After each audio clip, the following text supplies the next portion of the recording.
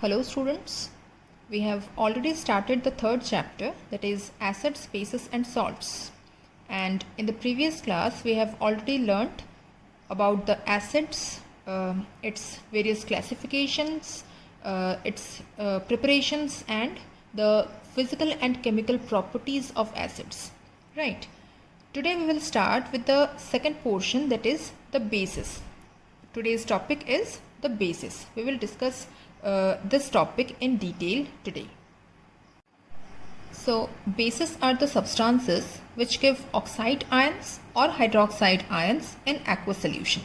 So, this is important to note that bases give either oxide ions O2 minus ions or hydroxide ions OH minus ions in aqueous solution. Now, these bases, they are generally the metal oxides or metal hydroxides or ammonium hydroxide.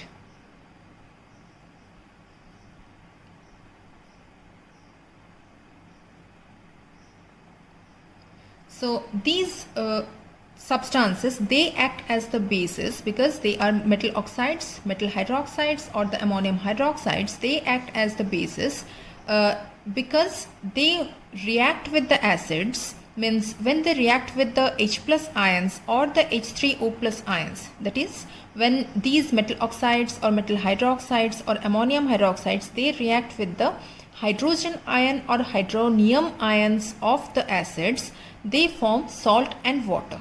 And we know that the neutralization reaction is when acids react with bases to form salt and water. So here these metal oxides or metal hydroxides or ammonium hydroxide, they react with the hydronium ions of the acids, or we can say the H plus ions, hydrogen ions of the acids to form salt and water. So these substances are called the bases. Clear? Let's take some examples of these bases. Suppose for the metal oxides, it is copper oxide. When copper oxide reacts with the acid HCl, then salt and water will form. So here the salt will be copper chloride and water. On balancing, it will form, now it is balanced. So if we take the example of metal hydroxides, well known metal hydroxide is this one. Sodium is a metal, hydroxide of this metal is sodium hydroxide. When sodium hydroxide reacts with HCl, then it will form the salt NaCl and water will form. Again, if we take the example of ammonium hydroxide, in this case, when ammonium hydroxide react with HCl, it will give ammonium chloride salt and water. So these are the examples of these bases. Now, I said that metal oxides are generally bases, but there's an exception. If we take the example of lead oxide, PbO2, lead oxide is solid in state. So when lead oxide reacts with HCl, means dilute HCl, so I have written this aqueous solution of HCl, then lead chloride will form in aqueous solution. Water will form, and along with that chlorine gas will form. Okay, so this is an example. As here only salt and water is not formed, with the salt and water there's another substance, that is the chlorine gas. So lead oxide, it is not a base. Okay, this lead oxide, it is not a base, as it produces salt, water, and along with that a separate substance is there. So we will consider those substances as the bases which will react with acids to give salt and water only, and no other substance will form. Clear? If there is any other substance formed along with salt and water, then we will not consider that substance as the base. Now in case of the hydroxides also the same thing works. Same thing is applicable, that if the hydroxide reacts with the acid to give salt and water only, then only we will consider that base metal hydroxide as the base. But if there is any other substance formed along with the salt and water in case of the reaction of the metal hydroxide with acid, then that metal hydroxide will not be considered as the base. Clear? With the bases, another term is connected, that is alkalis. So what are alkalis? These alkalis, they are generally the basic hydroxides, or we can say the metallic hydroxides, which produce hydroxyl ions in the aqueous solution as the only negative charged ion. Clear? That means the alkalis are the basic hydroxides which produce hydroxyl ions in the aqueous solution as the only anion. Clear? They have the general characteristic properties like the bases only. But what are alkalis? They are generally the soluble bases. The water soluble bases are called the alkalis. All metallic oxides and hydroxides are insoluble in water except the oxides and hydroxides of sodium, potassium and calcium. So the oxides and hydroxides of sodium and potassium, they are completely soluble in water, while calcium oxide or calcium hydroxides, they are slightly soluble in water. So the most common soluble bases, that is the alkalis, they are NaOH, that is sodium hydroxide. This is also called caustic soda.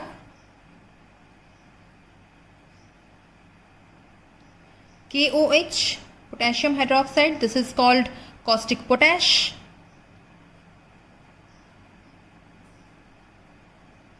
Calcium hydroxide, CaOH whole twice. This is called slag lime. And ammonium hydroxide. This is the liquor ammonia, or simply we call it as ammonium hydroxide.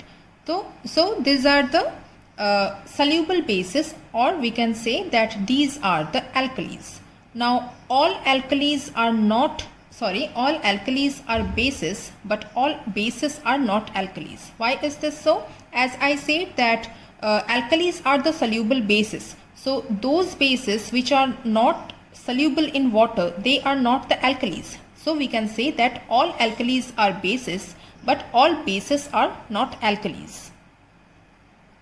As I said that most of the metallic oxides and hydroxides are insoluble in water, so we can say, we can take some examples like ferric hydroxide. This is ferric hydroxide, or we can take copper hydroxide, that is cupric hydroxide. These are bases but not alkalis because they are insoluble in water. So as they are insoluble in water, so they are bases but they are not the alkalis. Now it is clear. Please keep it in mind that all alkalis are bases but all bases are not alkalis. Clear? Now we will learn that how the bases or alkalis are classified. As that of the acids, bases can also be classified on the basis of their strength. So there are two types of bases or alkalis, that is the strong alkali and weak alkali. So what are strong alkalis? Those bases or those alkalis which undergo complete dissociation or complete ionization in aqueous solution to produce a higher concentration of hydroxyl ion. They are called the strong alkalis. So strong alkalis, they undergo complete ionization, or we can say complete dissociation in aqueous solution to produce a more concentrated, or we can say higher concentration of OH minus ions. Means on complete dissociation or complete ionization in aqueous solution, these strong alkalis, they produce the OH minus ions of higher concentration. Clear? So what are the examples of strong alkalis? they are generally the sodium hydroxide. If we show the dissociation in aqueous solution, this sodium hydroxide will get ionized to form Na plus ion and OH minus ion. So this concentration of OH minus ion in case of NaOH is very high. Similarly, if we take the example of potassium hydroxide, it will get dissociated to form K plus and OH minus.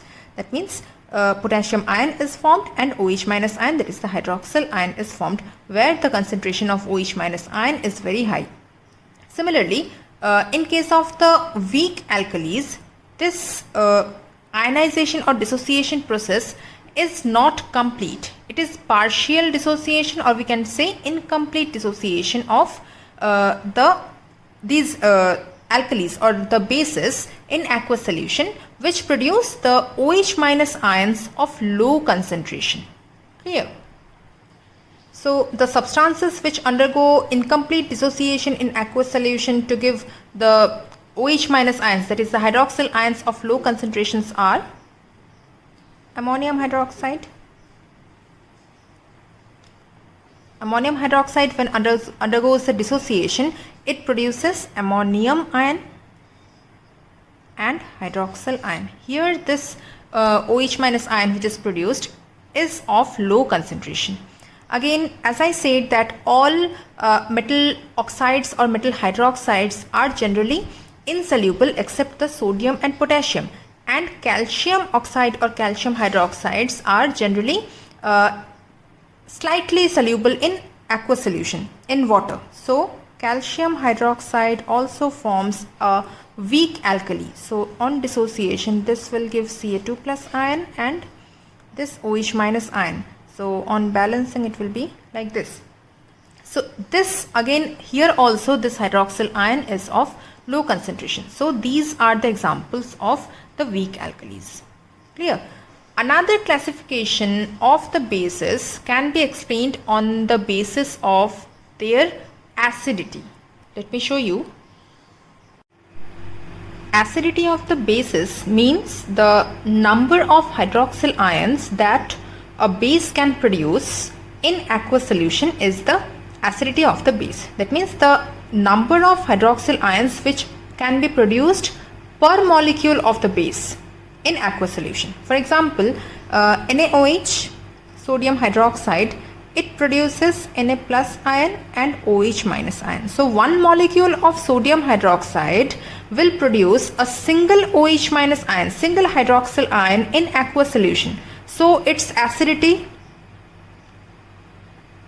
is 1. That means it is monoacidic base.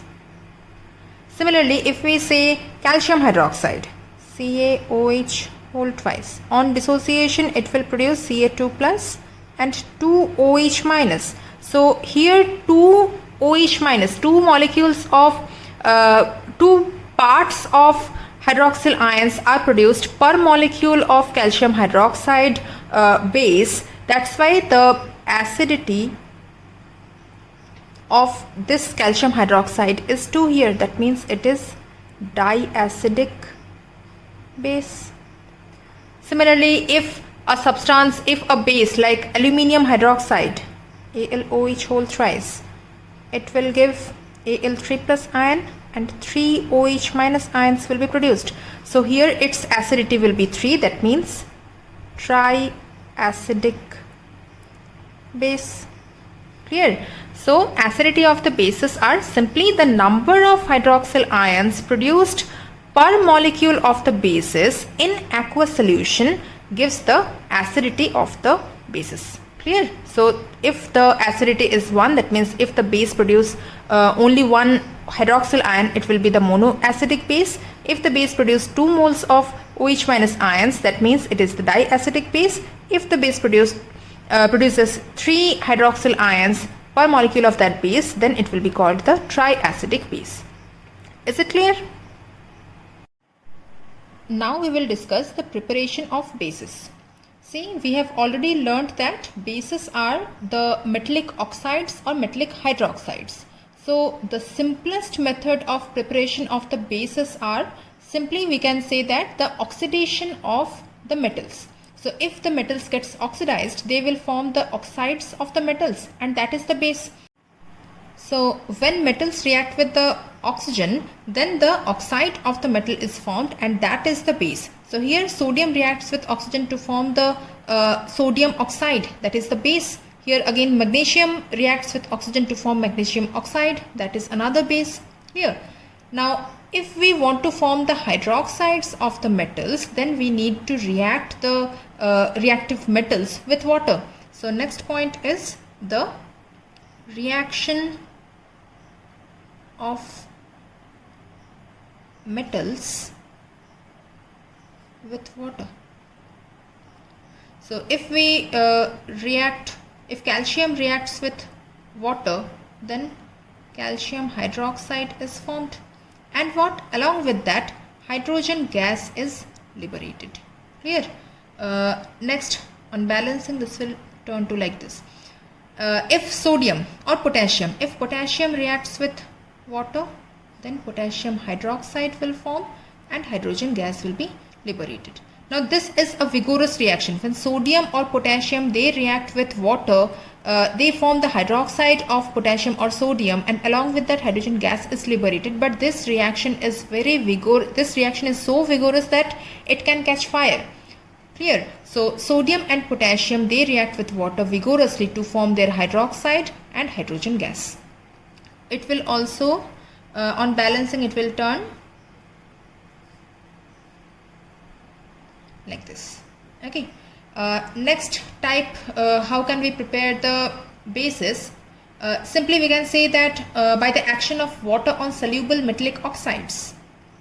So if the metallic oxides react with water, suppose calcium oxide, if it reacts with water, it will give calcium hydroxide. This is a base or alkali.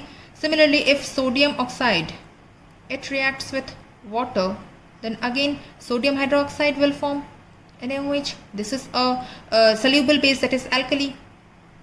Okay.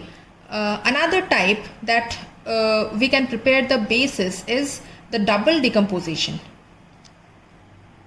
When the aqueous solution of the salts, they react with the alkalis, then the basic hydroxide is formed and another salt is formed. Let me show you. Suppose FeCl3, ferric chloride. This reacts with sodium hydroxide. This is an alkali.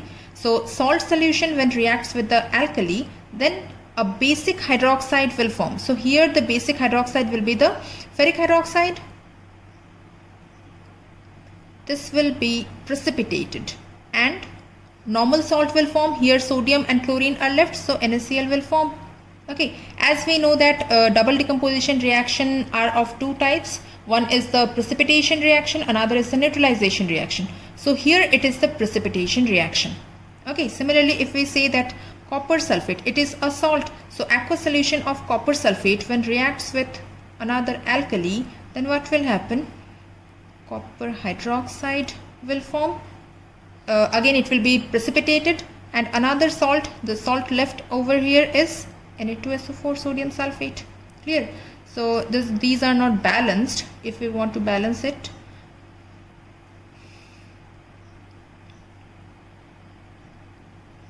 now it is balanced. Clear?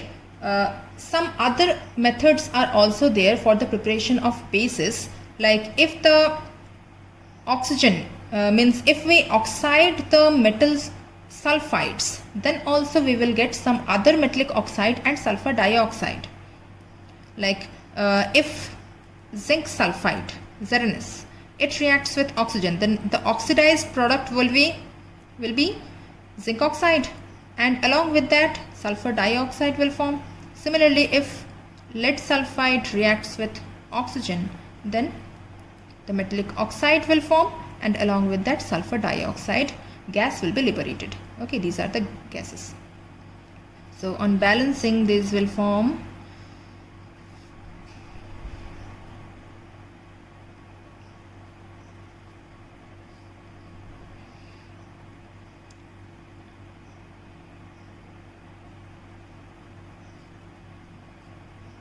okay. Other methods are the decomposition of some salts. If the salts gets decomposed, suppose calcium carbonate, this is a salt, metal carbonate. On thermal decomposition, they will form a basic oxide. Here it will form the calcium oxide, and along with that carbon dioxide gas will be liberated.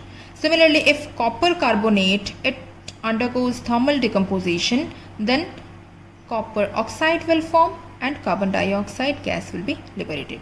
See, in all these cases, no need to memorize the whole reaction. Just memorize the scheme of the reaction, that when metals get oxidized, they will form the metallic oxides, which is a base. When metals react with the water, they will form the metal hydroxides, which is a base, and along with that hydrogen gas will be liberated. Similarly, when metal oxides react with water, here in this case, when metal oxides react with water, then again another alkali will form, that is the hydroxide of the metal. Again, in case of the double decomposition reaction, it is here the precipitation reaction, where the salt solution, aqueous solution of the salt, it will react with the alkali to form the basic hydroxide, and along with that another salt will be formed.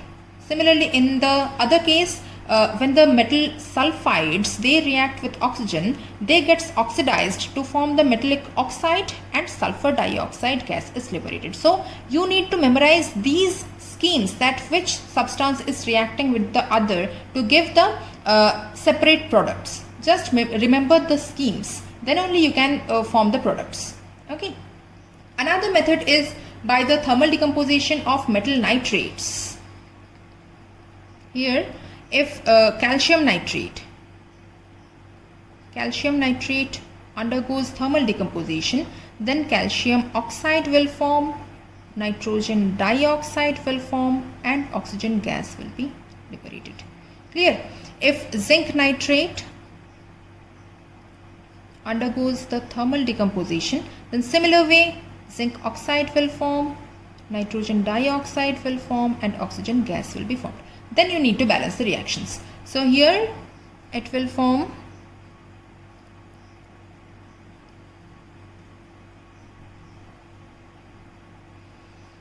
it will be the similar one.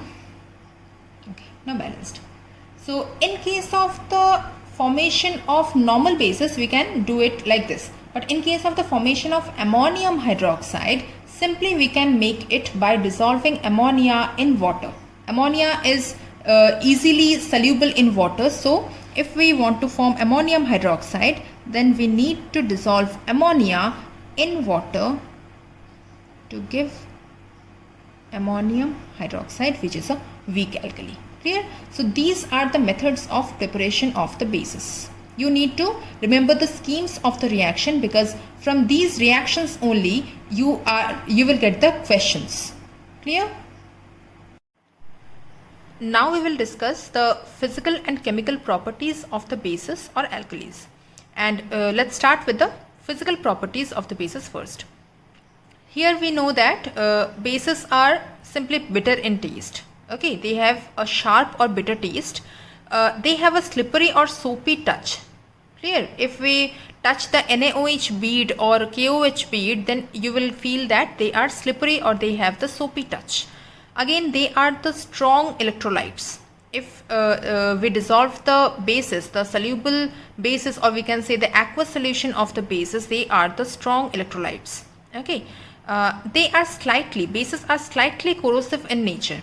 If we take NaOH beads and apply some water on it, and we keep it on our palm for a long time, then you can see that some of your skin, there will be a slight burn on the skin, and your skin will you will get an itchy sensation.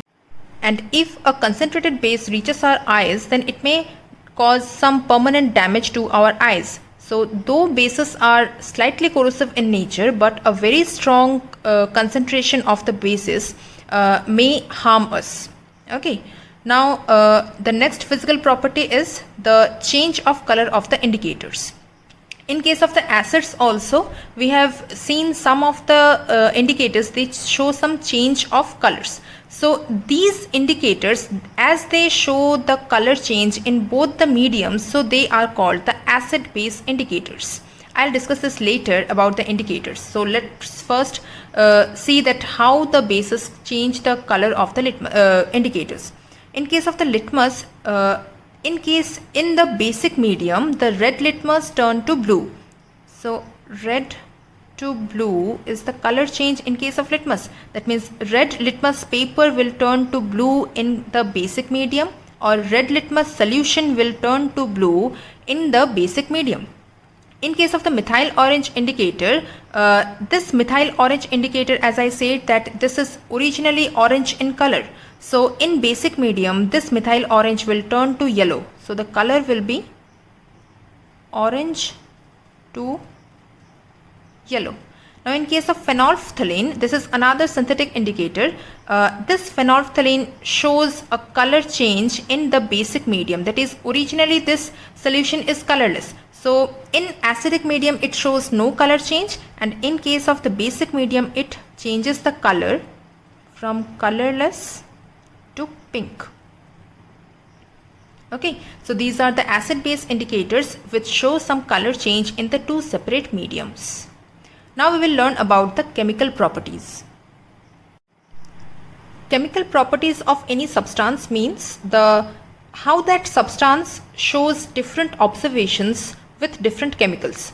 So bases also show, or bases also form some different compounds with different chemicals. Like with the carbon dioxide, when the strong alkalis react with carbon dioxide, they simply form the metal carbonates and water. So first one is the reaction of the strong alkalis with the carbon dioxide. Suppose potassium hydroxide. This is a strong alkali. When it reacts with carbon dioxide, the metal carbonate will form. So K2CO3, that is the potassium carbonate, will form, and along with that water is formed. So when strong alkalis react with carbon dioxide, the metal carbonate is formed and water will be formed. Clear? Now next thing is when the bases react with acids. This is the important reaction because this is the neutralization reaction. So when bases or alkalis, they react with the acids, simply salt and water will be formed. So if calcium hydroxide, it reacts with acid, suppose HCl, then what will be the salt? Here calcium chloride will be formed. So CaCl2 is the calcium chloride and water will form. Clear? On balancing, this will turn to like this. Yes. Now if the metal salt, they react with the alkalis, then another salt will form and an insoluble hydroxide, insoluble metal hydroxide will form. You need to memorize these reactions. Okay. So here I will discuss the reaction between the alkalis and the metallic salts. Suppose copper sulfate, CuSO4. This is blue in color. Copper sulfate solution, when reacts with ammonium hydroxide, then what will happen? Ammonium sulfate will form. And along with that, insoluble hydroxide of the metal, that means copper hydroxide will form. CuOH whole twice. A pale blue precipitate will form. This is insoluble, right? So the color is pale blue. Clear? Let's take some other examples. Suppose zinc sulfate. This is the salt, metallic salt. When it reacts with sodium hydroxide solution, aqueous solution of sodium hydroxide, then exchange of ions will take place and Na2SO4, that is the salt, metallic salt, will form, and along with that zinc hydroxide will form. This is again the insoluble hydroxide whose texture is of like a gelatin. So we call it as the gelatinous PPT. Gelatinous white in color, so we call it as the gelatinous PPT. Okay, let's take some other examples. Suppose ferrous sulfate. This is green in color. When ferrous sulfate reacts with an alkali, strong alkali, then it will form, again exchange of ions will take place. So sodium sulfate will form, and along with that ferrous hydroxide will form, which is dirty green in color. So you need to memorize these observations. These are very important. Once the lockdown gets over, I'll show these experiments to you in the lab, but now just I am discussing it theoretically, and you need to memorize these observations. These are very important because in the ICSE you will get the questions from these portions, like what happens when type questions, means what happens when we add the alkali to the metallic salts. What will you observe? Like this, the questions will be there, and you need to give the chemical reactions along with the reaction conditions and the color of the precipitate which are forming here. Clear? Next thing, when ammonium salts react with the alkalis, on heating they will form some other salt, water and ammonia gas. For example, if ammonium chloride, NH4Cl, ammonium chloride reacts with NaOH, on heating it will give the salt NaCl, this one, okay. Water will form, and along with that ammonia gas will be liberated. This is important. In case of the ammonium salts, when they react with the alkalis, on heating they will produce another salt, water and ammonia gas. Clear? So these are about the chemical properties of the bases. Now we will discuss an interesting thing, that is tests for acidity and alkalinity. See, if you are supplied two solutions, two colorless solutions, and you don't know which one is acid and which one is base, or it can also contain some neutral substance like water also. Okay, so how to identify that which solution is acid or which solution is alkaline? We need to do some tests. Okay, and for that we need some separate substances, like indicators can be used. So let's first discuss what are indicators and how can we use them. See, indicators are the substances which indicates the nature of the solution, that is whether the solution is acidic or basic, by showing some specific colors in different mediums. As you have seen that in acidic medium, the litmus solution or the methyl orange or phenolphthalein, they showed some separate colors, and in the basic medium these substances showed some different colors. So the indicators can be used as the main thing for the tests for acidity or alkalinity. Now the indicators are of two types, natural indicator and synthetic indicator. So what are natural indicators?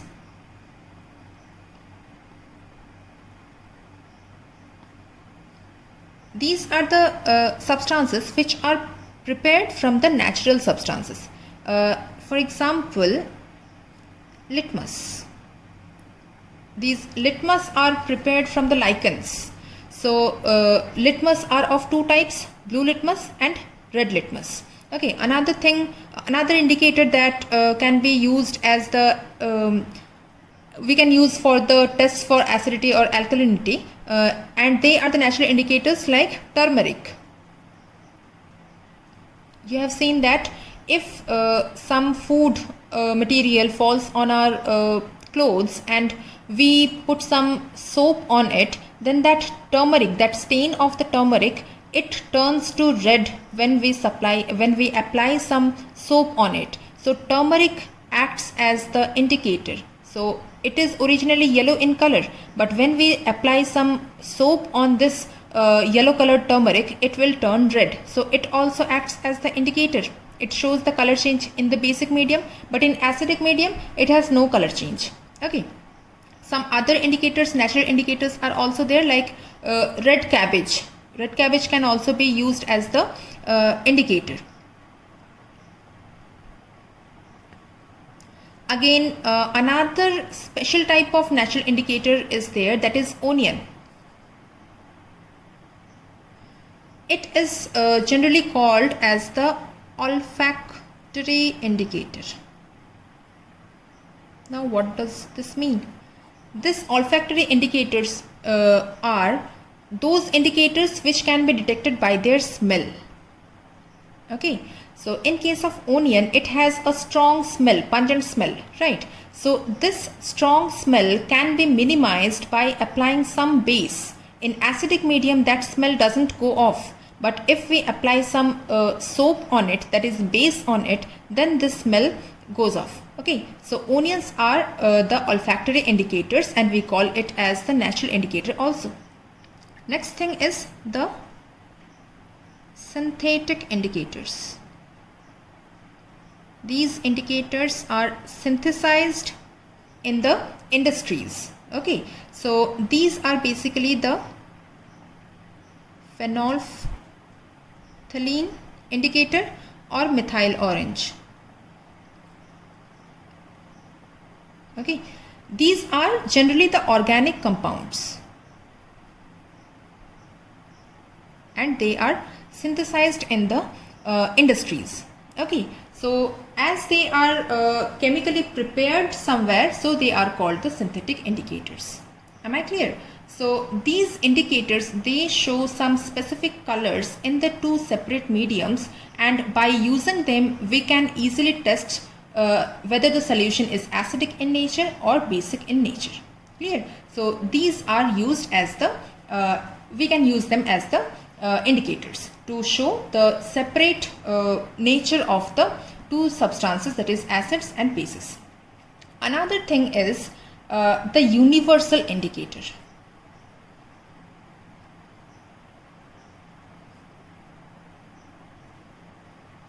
Now what is this? This universal indicator, it is the mixture of some dyes, indicator dyes, that give a specific color depending on how much acidic or how much alkaline a solution is. Okay, so universal indicators, they give different colors at different concentrations of the hydrogen ions in a solution. I'll show you. So universal indicators are the mixture of dyes which give different colors in different concentrations of H plus ions in a solution. Now we know that water on dissociation will give H plus ion and OH minus ion, right? So this concentration of H plus ion and OH minus ions are same in a particular media. Okay, or we can say that for one molecule of water we will get one H plus ion and one OH minus ion. So the concentration of this H plus ion and OH minus ion, or we can say this H plus ion as the H3O plus ion also. So the concentration of this hydrogen ion or hydronium ion and the concentration of OH minus ions are the same, and for pure water this concentration, we write the concentration terms in this way within third bracket. Whenever we write some substance within third bracket, this shows the concentration of that substance. Here it is the hydronium ion. So we for pure water, concentration of H3O plus ion and concentration of OH minus ions are the same, and the value, the calculated value is of the order like this, moles per liter. This is the concentration of hydronium ion and hydroxyl ion in of pure water, that is 1 into 10 to the power minus 7 moles per liter. Okay, now if we get the product of these solution, that means all aqueous solution contain both H3O plus ion and OH minus ions, and the product of concentration of these two ions will be like this. Product of these ions will give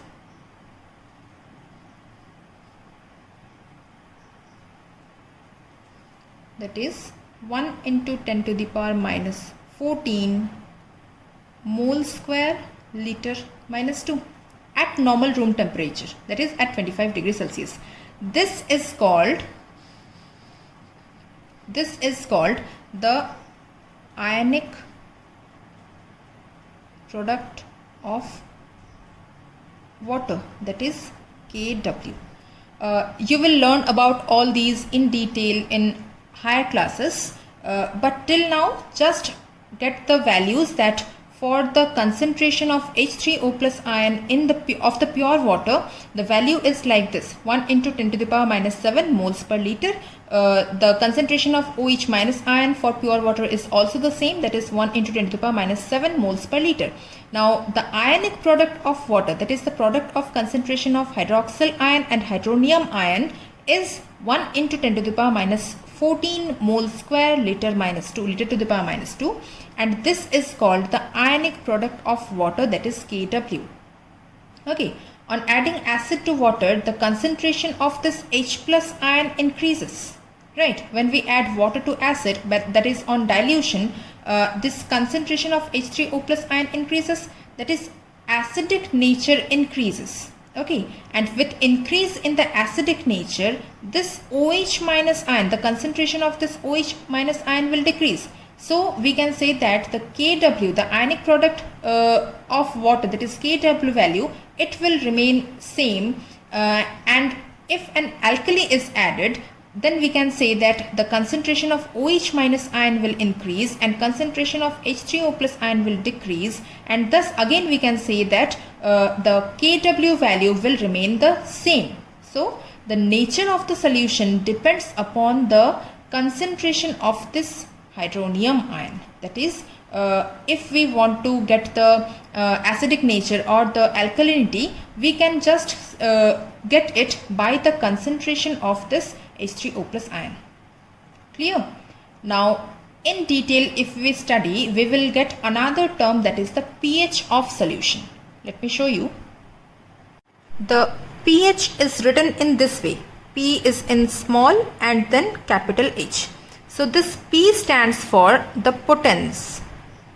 That means the power of concentration of H plus ion. Okay, it is the power of hydrogen, we can say. That means if the concentration of H plus ion is more, then pH will vary in a different way. Let me show you how. Definition of pH is given as, it is the negative logarithm of concentration of H plus ion. Okay, this is called the negative logarithm of concentration of H plus ion, which is expressed in the terms of moles per liter. Clear? So if we write it in other way, we can write it like this: log base 10 concentration of H plus ion. This will give the negative logarithm of concentration of H plus ion. If we remove this negative sign, then it will form in this way. Okay, this will become positive and it will be the reciprocal one. Clear? These two are the same thing, so we can write it in this way also. Clear?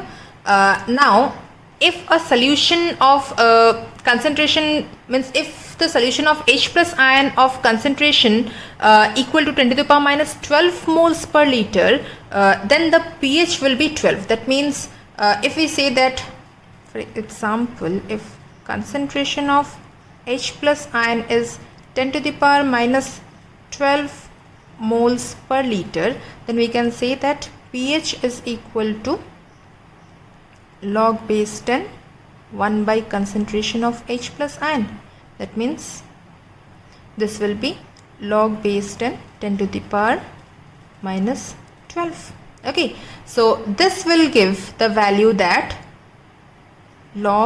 this will turn to be log 10 to the power 12. Simply it will come upwards. Okay, on calculation of log, then we will get like this: log base 10. This will give the value 12. Clear? This is all about the calculation of log. If you know the logarithm calculations,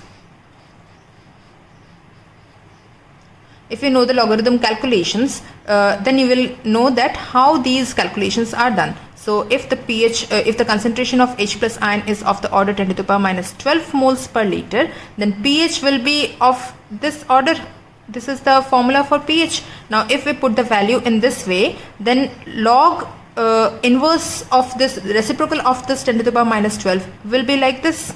Okay, we have just converted it. Okay, now this value will turn to be in this way. Okay, this will turn to 12 log base 10 of 10.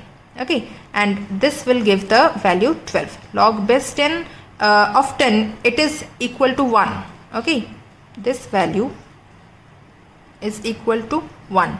So if it turns 1, then the value will be 12 only. So this is the concentration of that particular substance. So if a solution of H plus ions of concentration equal to 10 to the power minus 12 moles per liter, then it will have the pH of 12. Here the value for pH is 12. Okay. Now there is a pH scale. What is the pH scale? If we take the number line, you have already learnt the number line in mathematics. So we what do? We just take 0 in this way, right? And here on increasing we take the positive values, on decreasing we take the negative values. In case of the pH scale, there is a number line of 1 to 14. Clear? This is the range of pH. Okay, this is the pH scale, and the range of pH is from 0 to 14. Clear? Now if we take the middle point as 7, then this 7, this is the neutral. The neutral state, the value of pH for the neutral solution is 7. Now when we move below 7 towards 0, then it will be the increasing acidic nature. Means on moving this way from 7, if we move towards 0, this will show the increasing acidic nature. Okay, and if we move towards 14, this will show the increasing basic nature. Okay, so if we say that the pH of any solution is 1, okay, then that will be strong acidic. And if we say that the pH of any substance is 14 or 13, then that will be strong base. Now what is the color in that case? This 7, when we reach the range of 6 to 8, generally 6 to 8, this zone, actually in case of the 7 only, this phase is green in color. Okay, and when we move towards this 0, this zone is red in color, and in the mean way we will get some other colors also, like here you will get from green to yellow, then yellow to pink, and finally red. Okay, and in this way here the color is deep blue. Okay, so if we move from 7 towards this 14, then this green color will gradually turn blue. Clear? And these, if we move further, then this blue color will change to indigo and violet.